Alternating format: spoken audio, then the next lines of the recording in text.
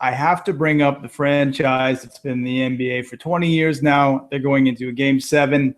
I think the entire city of Toronto, and in a way all of Canada, is just feeling anxiety right now. And I think in a way it's just been this curse, this kind of damned franchise. And, they say when you need to make a change in your life, you have to really look at who you are. They say like you have to really look at your beer gut and see all the flaws that you are. So I have to hold up this picture of Vince Carter missing that game 6 shot in 2001 with everyone looking on in Philly, the game where he went to North Carolina for his graduation that morning.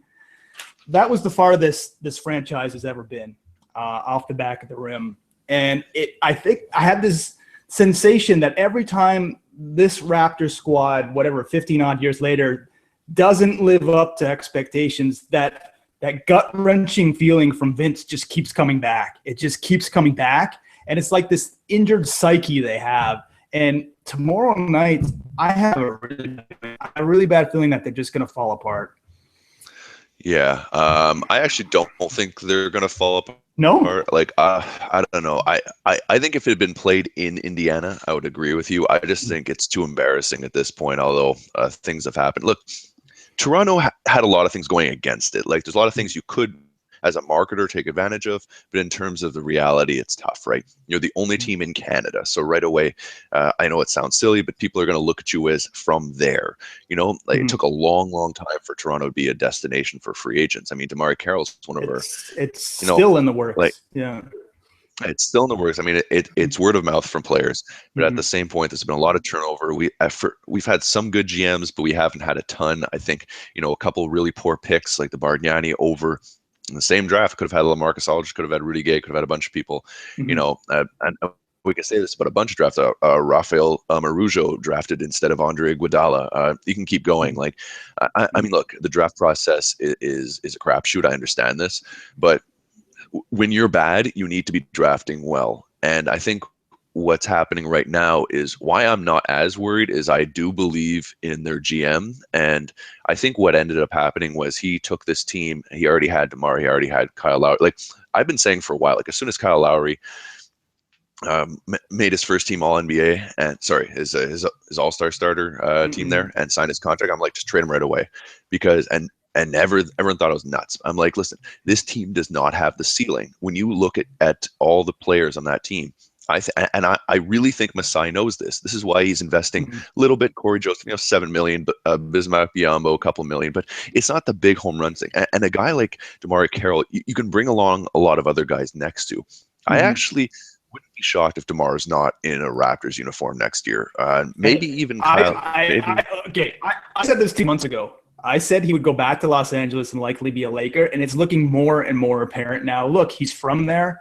He is not himself at all on the court. He's taking horrible shots. He's just dribbling around, doing nothing for the offense. I've been just seeing on Twitter bench DeMar all over the place.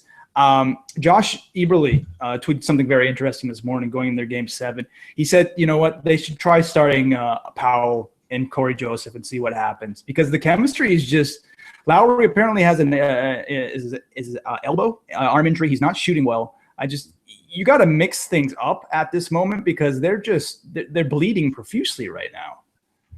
Well, that bench unit has been their saving grace, right? I mean, guys like Ross, guys like Powell playing out of his mind, Joseph playing out of his I mean, it could be argued exactly like you said, would a backcourt like it's crazy to think after they made All-Star teams, Joseph and Powell are more effective than DeMar DeRozan.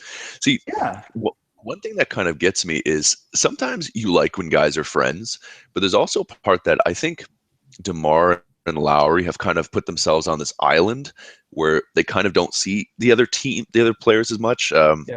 They go away from JV. Like JV's been consistently effective this whole series. Just, there's big drops in when he won't get as many shots. And I think they're trying to force the issue with other guys. I think for this year, you have to play out who you have and still go to your stars. I mean, it's like anything else, like fantasy football, you start your studs, right? Like you're not going to bench DeMar DeRozan. He helped you get you here. One of the more electrifying players when he's on. But I think as much as we want to say kind of like cursed franchise or something like that, I think they're finally turning the corner because I think they finally have that GM. I think they've lucked into the past with some great draft picks like Vince Carter. Yeah. Well, people forget there was that draft day trade with Anton Jameson, Golden State, because Vince Carter actually there.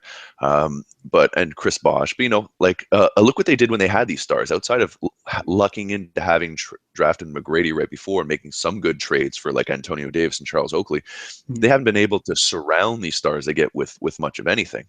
And I think the players they have now, I think have kind of, reached their ceiling, and I don't think they're going to be able to go much above. It's kind of like how I view the Atlanta Hawks. Like, how much better are the Hawks going to get, right? Like, Paul Millsap and Al Horford are kind of as good as they're going to get, maybe a little better, but probably not. So I think this team has to get torn down. But I think in terms of, like, as soon as your upper management's there, I still like their coach. I don't love the coach, but I like the coach. And I think they've built that fandom really strong. So you have a great fan base, you have a great aura around you, and you have great management. And they're making great draft picks. I mean, Powell, I still believe in Bruno, even though everyone hates on him. The point guard they picked up, I think they're in a good position. I just wouldn't be super surprised. Like, I think there's going to be a lot of moves this offseason. I think the Raptors team we see at the starting of next year, almost unless they win the championship or finals, is drastically different. Yeah, it's going to be drastically different. And they wouldn't get by the Cavs anyways. So basketball is all about momentum and chemistry, and they don't seem to have much of either right now. I love how Lowry's distributing the ball. It's something he's really developed, and I love how he's dropped 20, 30 pounds this year. I mean, he has the energy this time of year that he did not have last year. But the pieces, like you said, basketball is more than some of the parts, and it's just not working for this franchise right now. I think you did hit the nail on the head. Masai has been cleverly doing things slowly over the last few years that are kind of coming to fruition. They just have to keep believing in him and let him be the architect behind this. But what's going on right now isn't working. The body chemistry with this team this last few days, even, that miraculous win they had, in game, was it 5? Coming back down 17-2, 72 run. I mean, you can only get so many of those games. There's only so much luck in the game of basketball. And you're supposed to win those games. You're the number 2 seed, right? Yeah. You shouldn't have to come back from 20 when you're the number 2 seed. Yeah, so I'm sorry, Toronto, but I think this anxiety is going to be just going to linger on for years to come until Masai gets all the pieces he needs. But just be patient with this, man. Better things are going to come.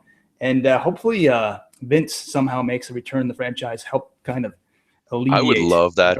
Whatever this is. I think that would be a beautiful and most textbook way to transition. Make huge changes off season. Have a great another draft. They could have a top draft because they're taking it from, I think, was the team. They in every mock draft they're kind of like 8th or 9th. I mean, depends how it falls. So they could get a nice player there. And free agency, they're going to have some money. I think there's a lot to look forward to. And I would love Vince to spend his last year or two here. Not here, but in Toronto, and be able to be that face and that star power, even if they're going through a slight rebuild phase. And just be that wise veteran dude that they need. So, Canada, hold tight. Phil, I'll throw it back to you to wrap up. All right, guys, this has been another show here on hoopslounge.com where Mark and myself have been talking a bevy of basketball, as he likes to say. Our Twitter handles are there in the description, and it'll also be in the description in the YouTube video. Please join us for a lot more on our website, and we have lots of cool stuff coming up. And please join the conversation online on Twitter. We're always active there, and we're always looking for new and fun show ideas. And get ready for lots more here in the lounge. Peace.